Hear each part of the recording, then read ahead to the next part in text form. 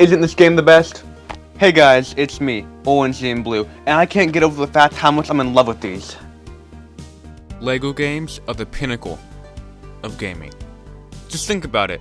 Without this bad boy, we might not have games like Snake Pass. How could we ever function as a society without Snake Pass?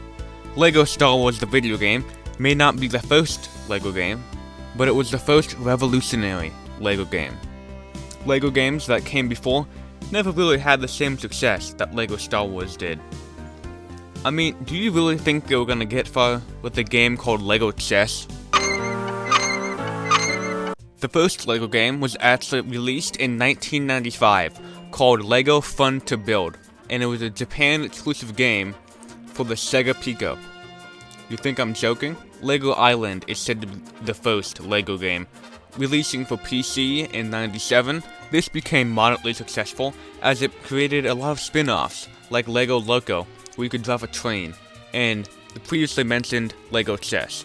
LEGO Racers was the first LEGO game that we released for consoles, and it really brought LEGO games into the mainstream. Now, there wasn't a lot of consistency with LEGO games at the time. There were a lot of changes in developers, which is why we would get games like Soccer Mania, Bionicle for Game Boy, and 2 racing games that don't even have LEGO in the title, all in 1 year. Let's just take a look at Doom Racers, which is meant to be a sequel to the LEGO Racers game. Oh man, it's just like the N64 game. After about 5 different Bionicle games, LEGO decided it was time to make a change with their strategy. They were going to take on one of the biggest franchises of all time. They had to make sure they got this right, or there was no going back. They made LEGO creator Harry Potter. Now the problem is that no one bought the game because it was LEGO creator Harry Potter. When being tasked to make a game about Star Wars, they had to be more cautious with what they were putting out. LEGO creator Star Wars wasn't gonna fly with this one. These were critically acclaimed movies. They had to be made with extra care. The team assigned to create this game was Traveler's Tales, also known as TT Games. They made such classics like Sonic 3D Blast and A Bug's Life for PlayStation. Hit after hit, obviously.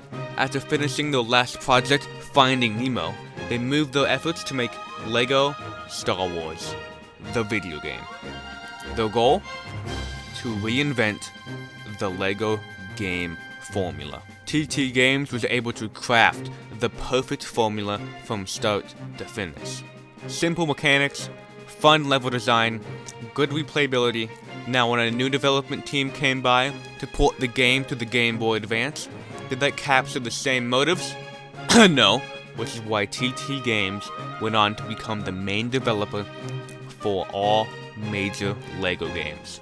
Despite me never watching Star Wars, or owning LEGO, or playing video games outside of my Leapfrog, this is the first gaming experience I ever had. I mean, it was either that or LEGO Chess. This game was phenomenal growing up with. I mastered the game front to back. I got every character that was available, every mini-kit in sight. I maxed out all the studs, and by that, I mean I beat the first level, got the 2 characters that were unlocked at the start, none of the mini-kits because I didn't look for them, and I had like 900 studs. I was 5. That was a big number back then. Me and LEGO Star Wars would have a falling out. As in, we lost the AV cables for the Xbox. Something about this game is just so magical. I don't know what it is. It could be all the charming cutscenes, trying to unlock all the unlockable characters, all the fun co-op that can be had, and trying to find all the hidden secrets in each level. Well, I guess it could be all those things. Either that, or it's because I'm extremely biased because this is the first video game I ever played. No, it's probably the first one. Just 1 year later, they went on to create LEGO Star Wars 2, the original trilogy, being based on, the sequel to the award-winning LEGO Star Wars the video game. This release had a lot of good additions, like the ability to customize your own characters. How cool was that? Then, in 2007, TT Games did the unthinkable and released the complete saga, combining both games in one package. But this wasn't a dual pack where you might be able to pick between the first and second game on the main screen. No, this was an all-in-one experience. If you unlocked Luke Skywalker from episode 4, you could play as him in episode 2 during free play. This was great, because now I could be Anakin and Anakin at the same time. What's even better is that they brought back the character customization, and you can mix and match every LEGO character in the game. This was my reintroduction to LEGO Star Wars. I just remember playing this game on the Wii for hours on end. And I had still never watched a single Star Wars movie. So yeah, this was my first experience with the Star Wars story being told. And yeah, I didn't get it. LEGO then took a 4-year break from Star Wars because who else was gonna make LEGO Rock Band? LEGO Star Wars 3: The Clone Wars was released in 2011 and received mixed reviews. And yeah, LEGO Star Wars 3. They decided to keep numbering the titles, which I found a bit odd. They did it for LEGO Batman and Indiana Jones, but it feels kinda weird with this one, because technically it's the 4th game, but it's also the 3rd because the complete saga isn't really a new game. But who cares how stupid this title is? I'm still gonna play this game no matter how much I question its existence in the market. The game is about, you guessed it, the Clone Wars. I was really hoping this was going to be about Doctor Who. At first, it sounds great, because it's about the Clone Wars TV show. But then, you realize it's only the first 2 seasons, which happen to be the most boring episodes in the entire show. The game does its best trying to make sure it's at least enjoyable, but it ends up making me want more when it's over. TT Games then took another long break, so we had to wait a whole 5 years until we got another LEGO Star Wars game. This one being centered around the brand new movie, The Force Awakens. This was an exciting time to be a Star Wars fan. So yeah, still not me. This was actually the first year I got into Star Wars. When that first trailer for The Force Awakens came out, I was like, okay, maybe I should check this thing out. Then, I binged all 6 movies and fell in love. I started buying all sorts of LEGO Star Wars sets, and it was amazing. I went to the movies, watched The Force Awakens, and as one did in 2015, I loved it. And now, with my excitement for Star Wars being at an all-time high, and the joy I got from seeing the new movie, you would think I would have bought in the new game as soon as it came out. Nope, I got it 3 years later on the PS3. I don't know why I never got it. I had just about every other LEGO game for the Xbox, but the one I would have wanted the most, I never got. I don't know what it was, but something about it just seemed off. It didn't look like the other LEGO games. Nothing looked all too exciting. So when I finally got it, I was extremely disappointed. This game was so boring. It just dragged on, and on, and on, and on, with no end. They changed so much of the core gameplay, it didn't even feel like it was made by the same team anymore. TT Games had failed me, and I was distorted. I just wished I could go back to a simpler time, when LEGO Star Wars the video game was the best LEGO game there was.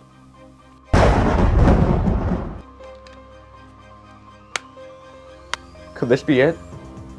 The LEGO game I've always wanted? Damn it.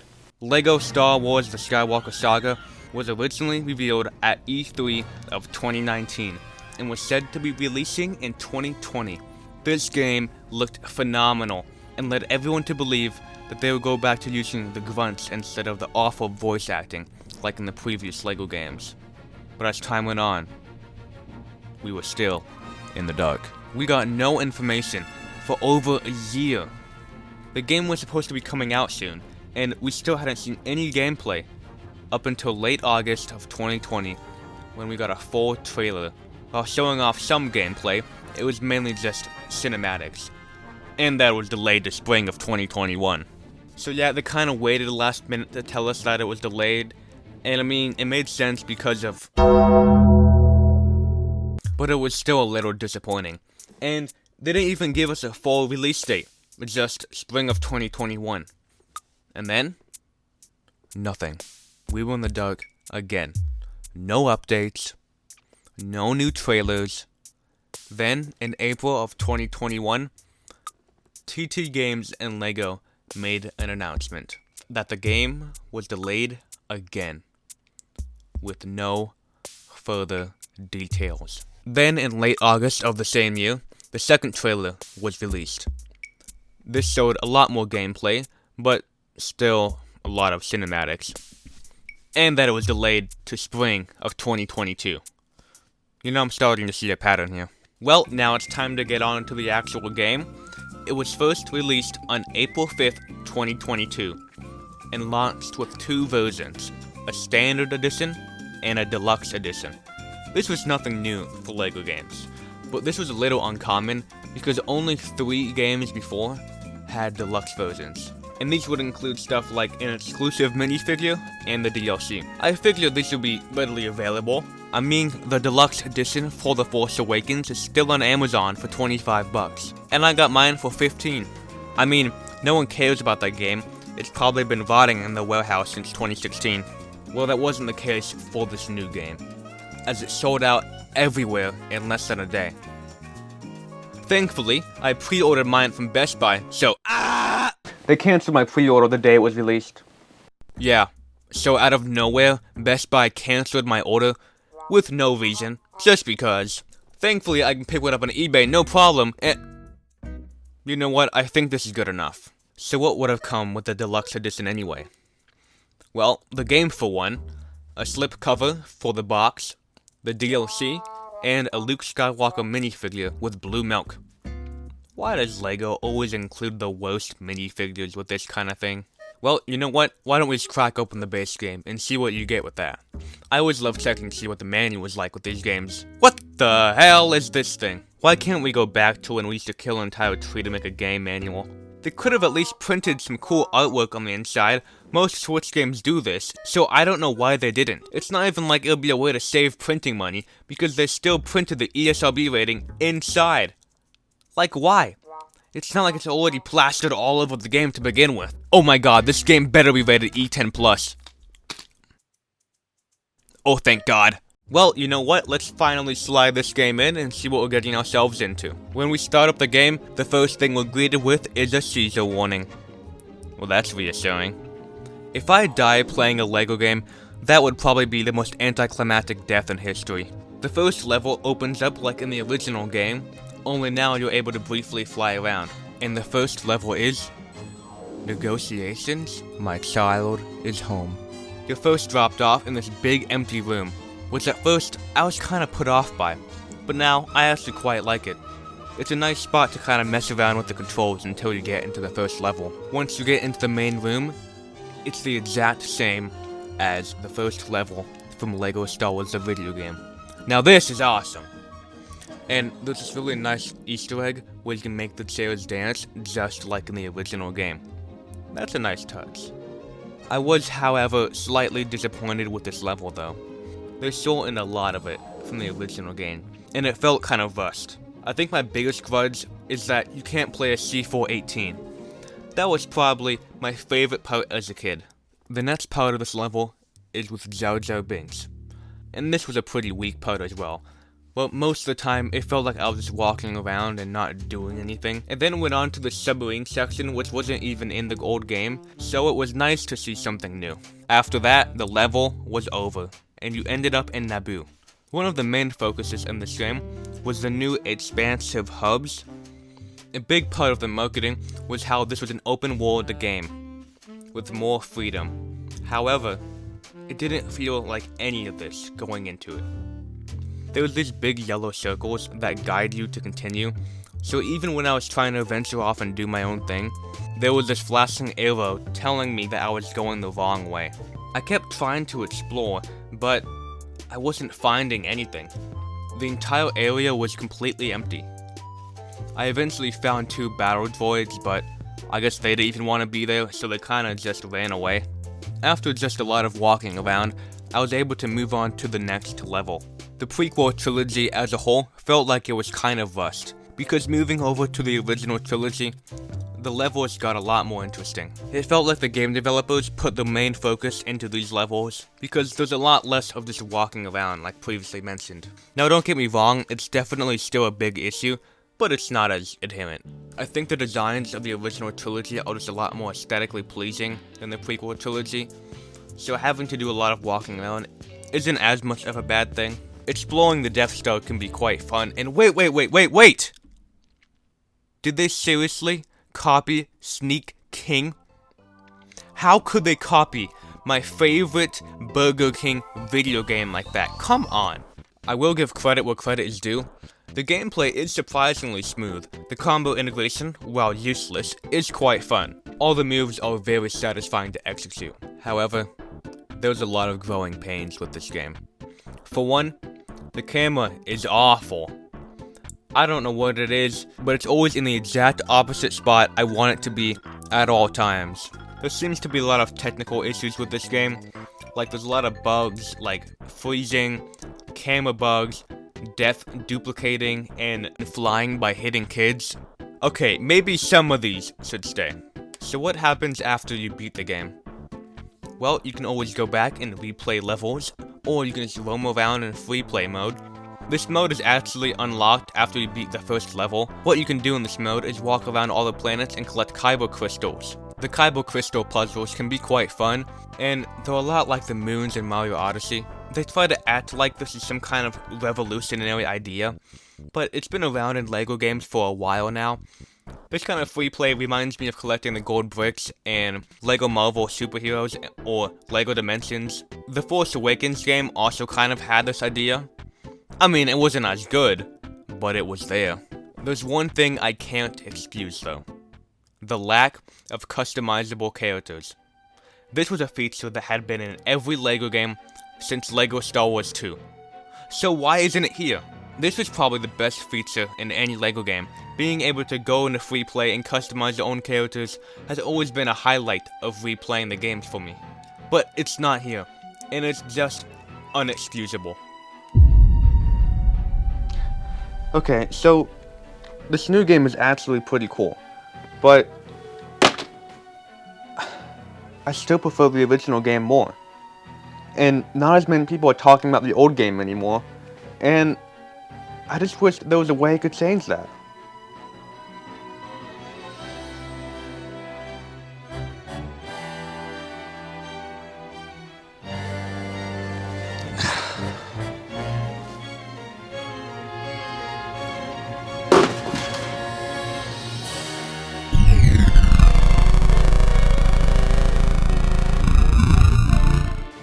Why does this always happen to me?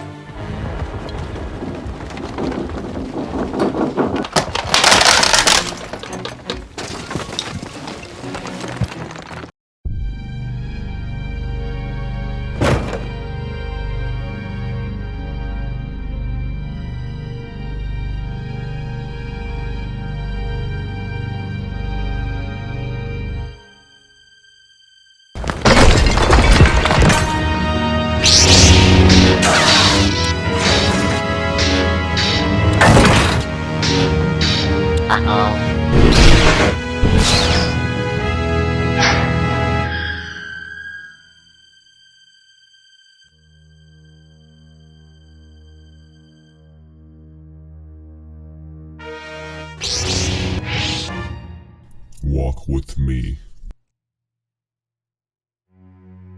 Where are you taking me?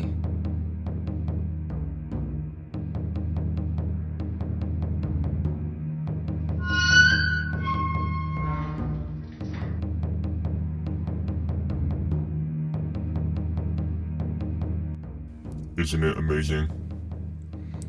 It truly is an amazing game. Wouldn't it be better if more people gave this game recognition? Yeah, it's a shame how people only ever talk about the complete saga, when this is the game that started it all.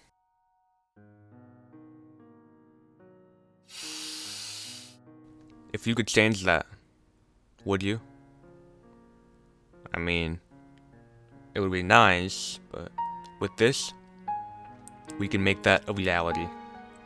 I still don't understand what that thing even does. I just know you can travel through different eras through Star Wars in it. Not only Star Wars, but it can also travel between every LEGO game there is.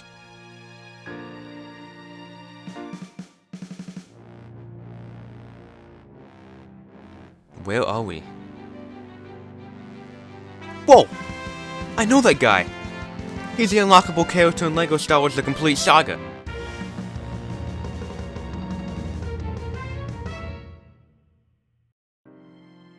So, what do you think?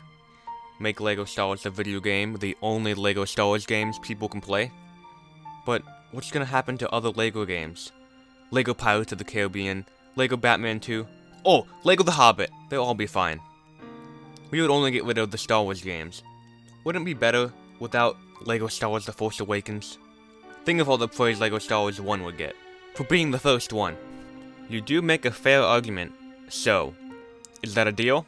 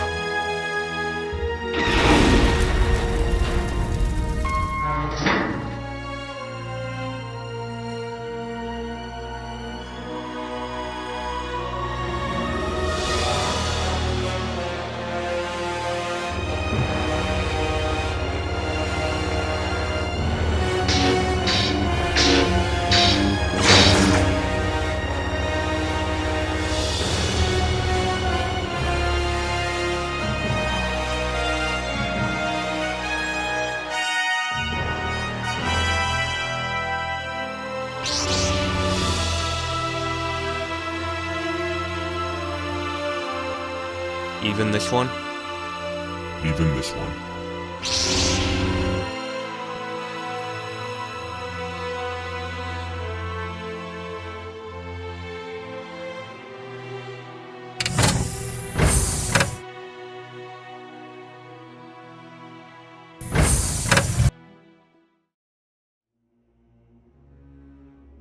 Good. Good. I see you finally came around and did what was best. Sure, man, I don't know. I just like video games. I'm sure you'll be most pleased with the result. Okay, I'm gonna go home and play like Cards on the Wii or something. Do as you must. This is awesome. I bet everyone is dying to play LEGO Star Wars the video game like me right now. This just in, people are outraged by there only being one LEGO game. That game being LEGO Star Wars the video game. You wanna watch me kill LEGO Star Wars the video game? No, I stepped in LEGO Star Wars on the GameCube. Now let's turn to the president and see what he has to say about this issue. Hello, my fellow Americans. It has come to my attention that LEGO Star Wars the video game is the first and last LEGO game ever created. That game is straight garbage. Now, if you wanted to play a real game, then you would play Boom Blocks on the Wii. This game is made by my good Paul Steven Spielberg, truly an innovative game designer. This is a true disgrace to our nation and to the people of the United States of America. Well, I'm afraid that's all the time I've got left. I've got to go eat some ice cream. Nom nom nom nom nom nom. Farewell, my great nation. What? This doesn't make any sense.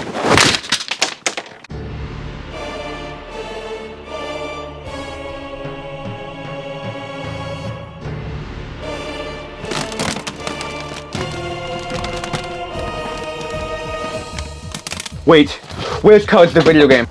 I have to go back and fix this.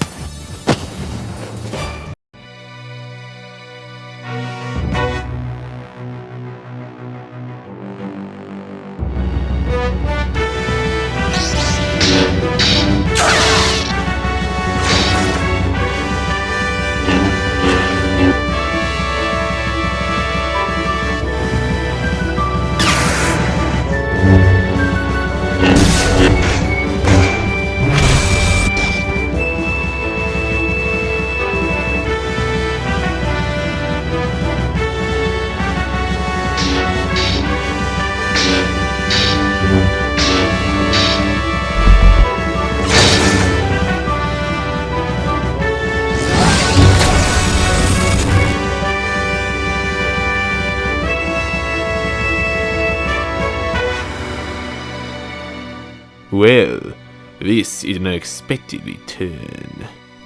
What happened to the other LEGO games? When you destroyed the other LEGO Star Wars games, the others were never made. Without LEGO Star Wars 2, the complete saga was never made. And because the complete saga was never made, they didn't get the idea to make LEGO Indiana Jones. And with that, they never made any other LEGO games because of the failure of the first. We had a deal. This wouldn't affect any other LEGO game. I was unaware of the outcome it would have, but if this is the only way, then so be it. You betrayed me. No, you betrayed yourself.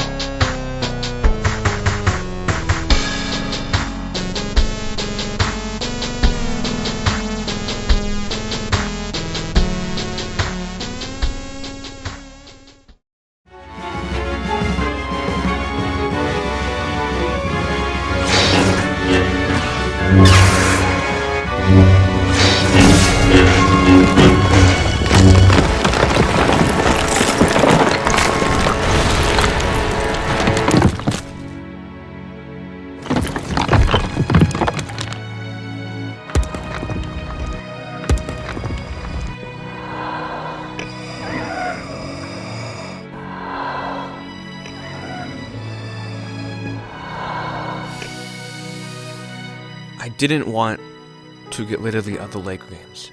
I just had no other choice. We can still go back and fix all this. It doesn't have to end like this. It's too late. The Emperor already has full control. We have to try.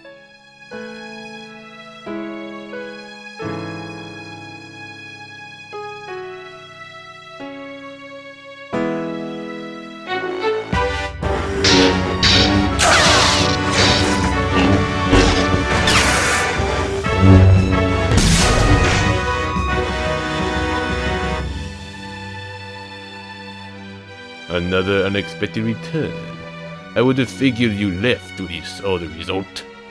We're here to fix what's broken. The only thing that's broken is your lack of vision.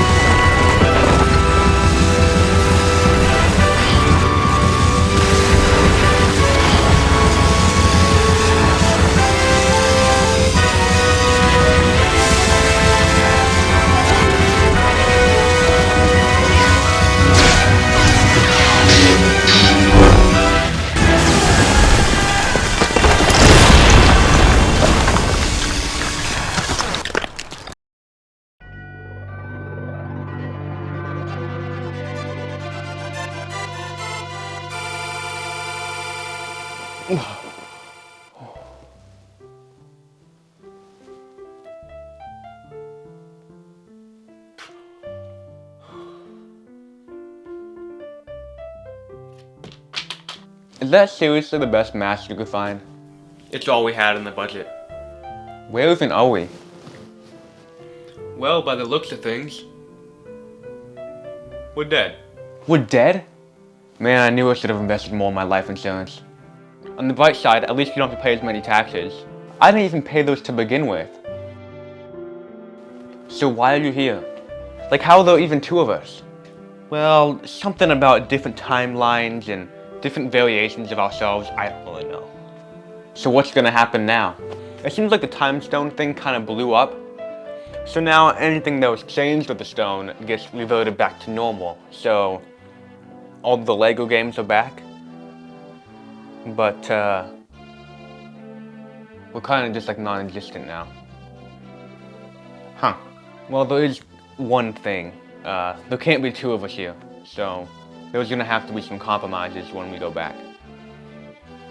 What kind of compromises?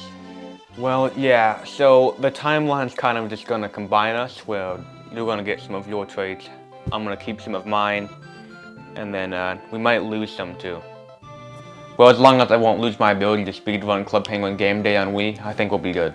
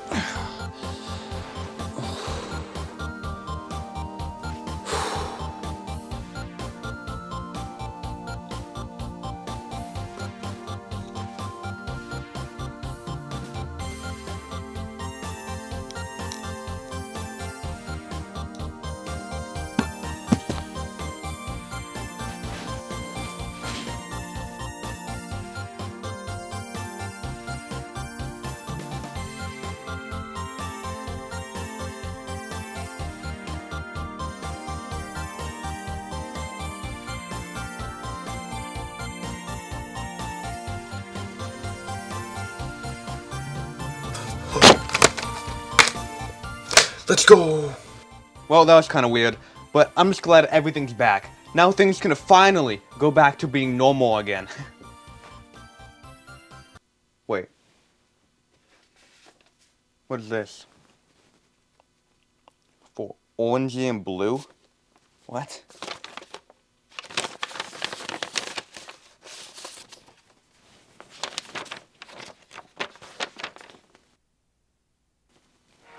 Oh, this can't be good.